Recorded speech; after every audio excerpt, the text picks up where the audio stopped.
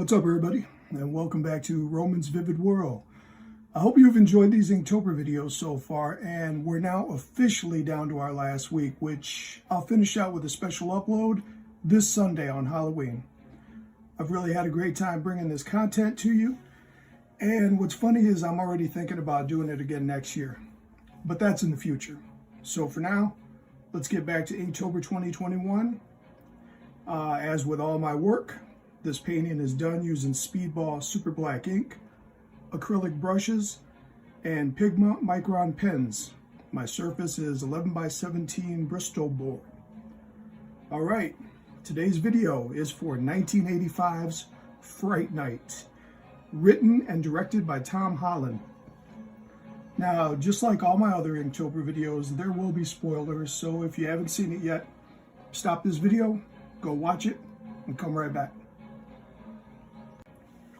This movie stars the late Roddy McDowall, who passed away sadly in 1998, and one of the coolest interpretations of a vampire I've ever seen on screen, the character Jerry Dandridge, played by actor Chris Sarandon.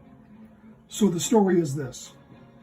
A 17-year-old Charlie Brewster, played by William Ragsdale, discovers after the disappearance of several victims that his new neighbor Jerry is responsible and may in fact be a vampire. Now, Charlie tries to tell his mother, his girlfriend Amy, and his best friend Ed, who goes by Evil Ed in the movie. He even tries to go to the authorities, but no one believes him. It's not until he decides to turn to Peter Vincent, played by McDowall, a movie actor who's now the host of a late-night horror show called Fright Night. And on a side note, the name Peter Vincent was created to pay homage to the legendary actors Peter Cushing and Vincent Price. Now, of course, Peter Vincent also doesn't believe Charlie, and it's not until he notices that Jerry has no reflection when looking at his pocket mirror that he realizes it's true.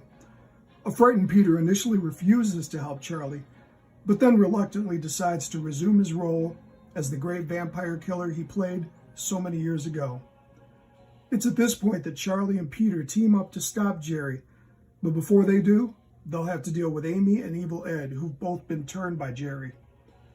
I won't give away the ending, but it's a fantastic look at some really amazing practical effects and makeup used throughout the movie by the same team of artists that worked on the original Ghostbusters a year before.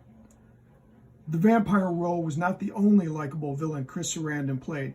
He was also the villain Prince Humperdinck in The Princess Bride, as well as starring in another movie also written and directed by Tom Holland. You may have heard of it, Child's Play. I'm sure you've heard of it, where he played a detective. He was also the voice of Jack Skellington in Tim Burton's The Nightmare Before Christmas.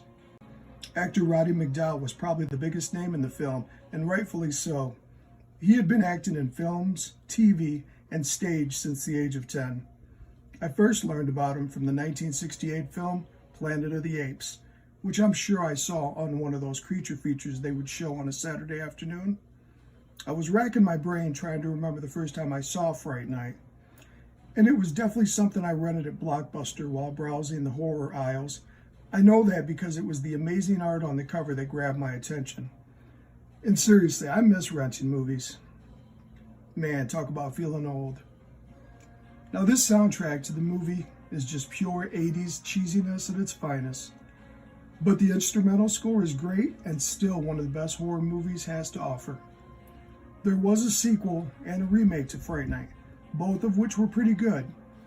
But as of October of 2020, Tom Holland, the original director and writer, confirmed that he was writing a direct sequel to the original film titled Fright Night Resurrection.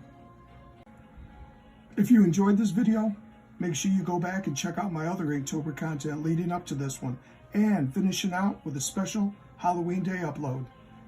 After this month is over, I've decided to continue doing videos similar to these involving movies of different genres, so make sure you're subscribed and don't forget to hit that thumbs up button for me.